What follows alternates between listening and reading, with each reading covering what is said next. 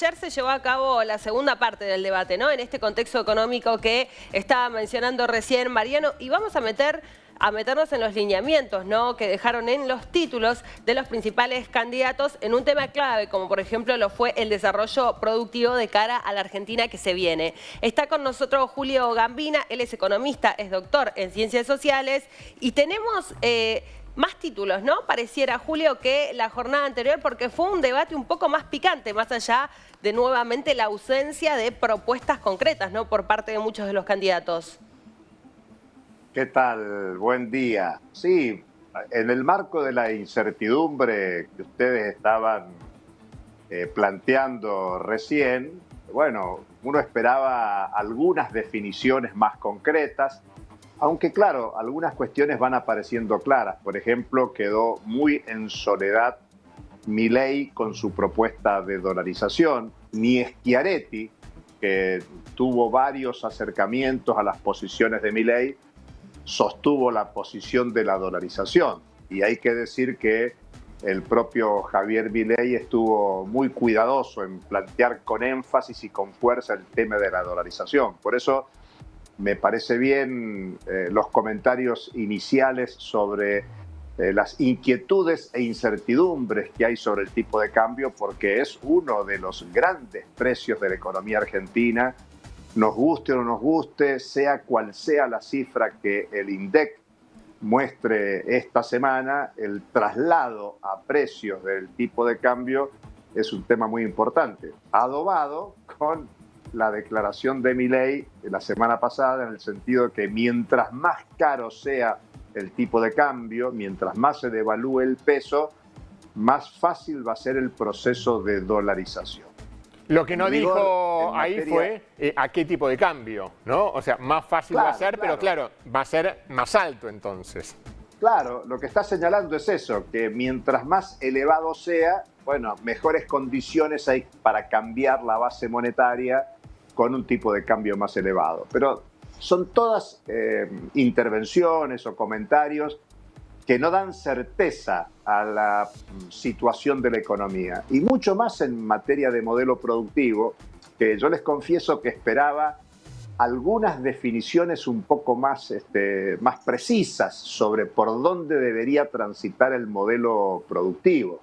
Fíjense que en el tema trabajo y producción, en general la mayoría de las intervenciones fueron relativas al tema de los trabajadores, derechos de los trabajadores, de alguna manera, salvo Miriam Bregman, un planteo de reforma laboral. Y cuando se habla de reforma laboral, está vinculado a la quita de derechos. A veces se ensaya con el tema de los dirigentes sindicales, la burocracia sindical, pero en realidad es un tema que afecta a trabajadores, a trabajadoras, en una situación donde la Argentina hay mayoría de trabajo informal por sobre el trabajo formal. Ahí también quien dio la nota fue Javier Milei, quien señaló: no se olviden de los empresarios, en el sentido de que si se piensa en trabajo, hay que pensar en quién es el que está en condiciones de invertir. Bueno, son todos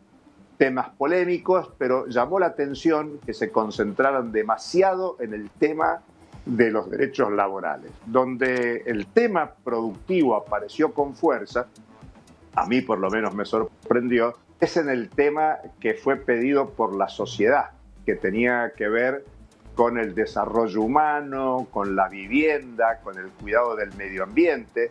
Y ahí, de nuevo, la gran sorpresa fue Miriam Bregman, quizás la única que hizo una crítica a fondo de lo que Miriam Bregman calificó como extractivismo, y en ese sentido planteó muy fuerte una crítica al proyecto de unidad nacional que reiteró Sergio Massa, cuando Miriam Bregman criticó y discutió el tema del litio a propósito de los conflictos que se generaron en Jujuy, de la represión, y se planteó un debate más que interesante, que debería ser motivo de discusión política, es sobre qué tipo de gobierno tiene que venir en la próxima etapa. Bueno, Sergio Massa insiste en la unidad nacional, Miriam Bregman le dijo, bueno, a la izquierda no la invitaste la semana pasada. Es verdad, Julio. Dice, le dijo que había invitado hasta a Milei o hasta los representantes justamente de la Libertad Avanza más destacados y que quieran ser parte, ¿no?, de la Argentina que se viene. Y allí le dijo, le invitaste hasta los libertarios y a mí no me invitaste. Sergio Massa se rió un poco dando a entender que realmente tal vez se le pasó esa invitación y quedó, bueno, un poco mal, ¿no? Claramente. Incluso, fíjate que le dijo, vos querés conseguir votos para derrotar a la ultraderecha, pero estás convocando al gobierno a la ultraderecha. Y la verdad que es un debate, más allá de la posición que tenga cada quien, incluso nosotros aquí conversando, bueno, ¿qué tipo de gobierno hace falta en la Argentina cuando venís de años de grieta? De grieta donde incluso, fijémonos, Patricia Bullrich insistió mucho en la corrupción kirchnerista. Sí. Bueno, como si no hubiera habido corrupción en el macrismo, como si la corrupción fuera solo propia de un proyecto político. Ejemplos de corrupción hay en cantidades, no solo en Argentina, uno podría pensar que el mundo está lleno de corrupciones múltiples. Y está claro que la Argentina necesita discutir un proyecto de país.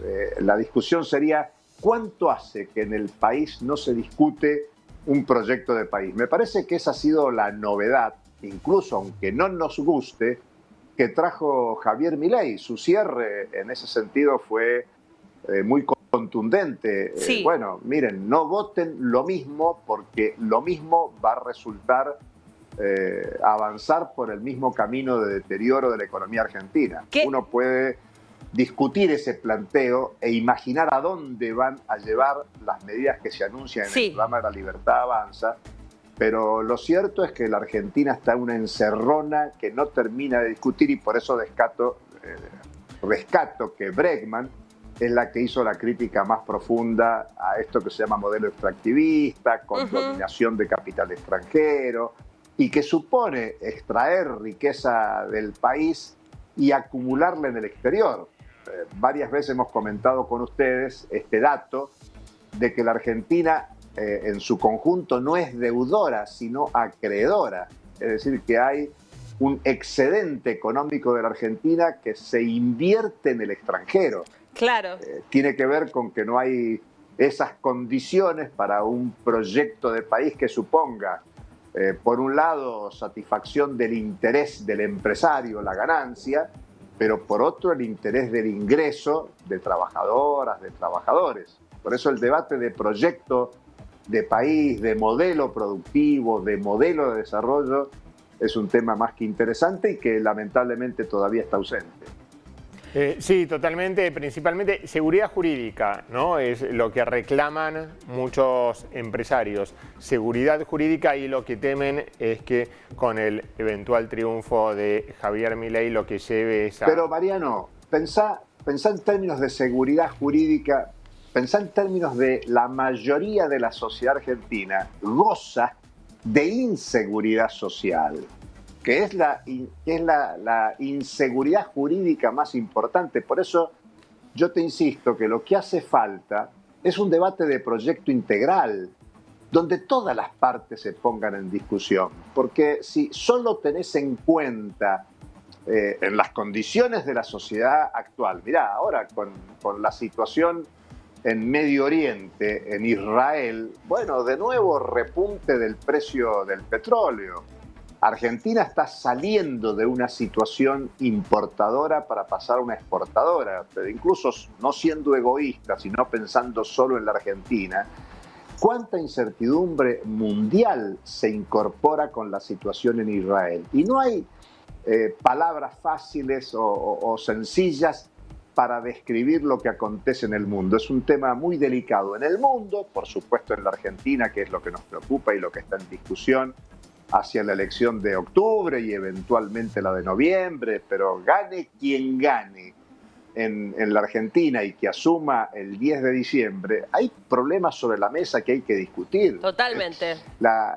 El nivel de pobreza de la Argentina, esa es la mayor inseguridad que hay. Y asociar a la pobreza la insuficiencia en la satisfacción de derechos de salud, derechos de educación. Por eso se entienden muchos discursos, pero lo que habría que poner en discusión son esos derechos sociales mayoritarios que no se satisfacen, y la base económica es fundamental para que haya derechos sociales, educativos, sanitarios y todos. Julio, te agradecemos mucho, como siempre, el contacto y que nos hayas traído tu análisis de este tema.